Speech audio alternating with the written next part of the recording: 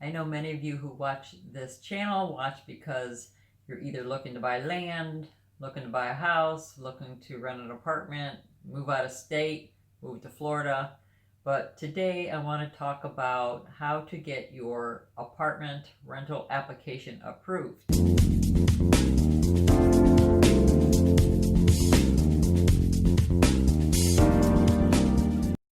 There are several things you're going to want to know if you don't already know this. So for starters, when getting an apartment, you're going to want to have a good FICO score. FICO. If you don't know what that is, look it up. You want a good one, a high score. The higher the better. A FICO score will get lower if you're not paying your bills on time, if you're not paying your rent on time, your mortgage on time, and the rental company will say, hey, she's not paying her rent on time, so we're not going to rent to her. If it was you, if you were renting out your house or your business, your apartment complex, you want people who are going to pay on time, who are going to pay you. So you're going to look at their FICO score, and if you say, the score's not so good, then maybe we'll give that apartment to somebody else. A lot of people are renting, so sometimes in some areas it's really hard to get an apartment, especially if you're looking for a 3-bedroom apartment. If you have a family, those are harder to come by. So you have to compete against other people who might have a better FICO score, making more money, that type of thing. If you don't have a good FICO score, don't fret. You can easily, I don't know how easily, but you can improve that score quite a bit. You could check Credit Karma. There's other sites. Check out what your FICO score is, an idea. Make sure you don't have anything that's delinquent. If you're behind on payments, start making payments on time.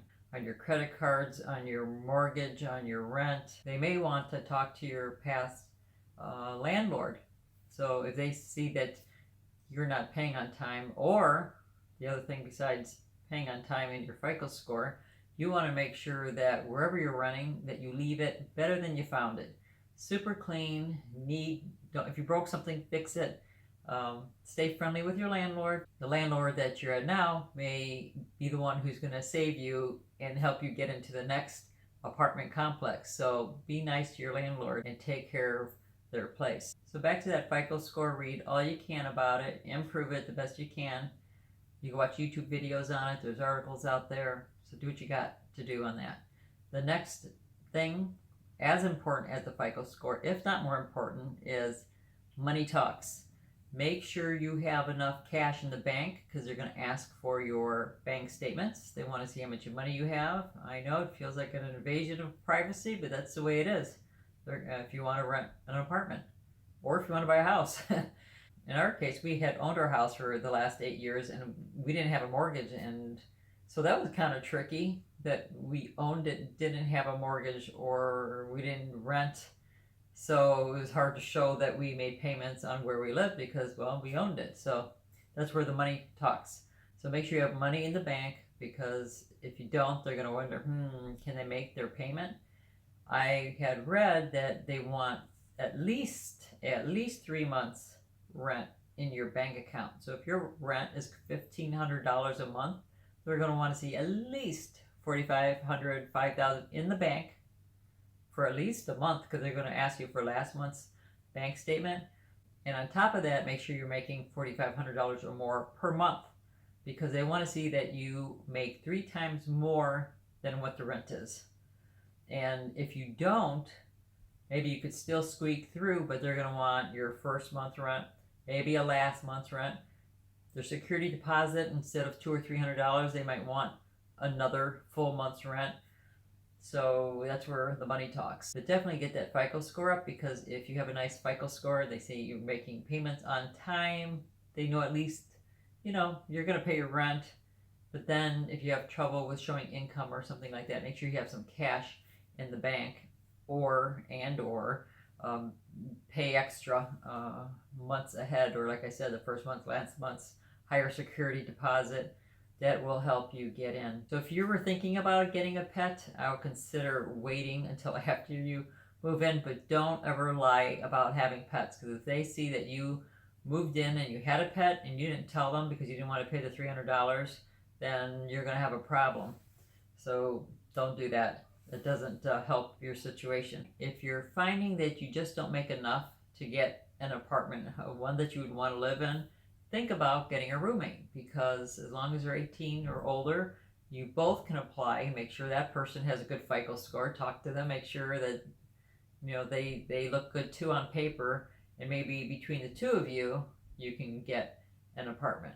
And if you're still having problems and you still need an apartment, your FICO scores, not so good, and you don't have a lot of money, you may want to get a cosigner. I'm not a fan of getting cosigners, because I think that you should do your best. If you're, say, just graduating from high school or college and you're wanting to move out, I would say stay home, save up the money. I don't think you should put like your parents as a cosigner, because if you're not paying your bills and they're stuck with it, and I just don't think it's right, because anything can happen. Even if you're a good person and you're going to pay your payments, but then you break a leg or you get sick, and then your poor parents get stuck with their mortgage and then yours. I don't really suggest it. Some people do, so that's why I even bring it up. I would suggest, if you're younger and you're able to, I would stay home, save up some money, but that doesn't mean mooching off your parents. I would help them pay rent there, and actually that might help as if you show that you're making payments. That will help you when you go find your first apartment. So yes, if you're staying at home, help pay the rent, help your parents financially if they'll let you. Some parents won't let their kids help them, but I think it's a good idea. And parents, take their money and save it if you don't want to use it, and you can give it back to them later on. But it teaches them responsibility to pay the rent.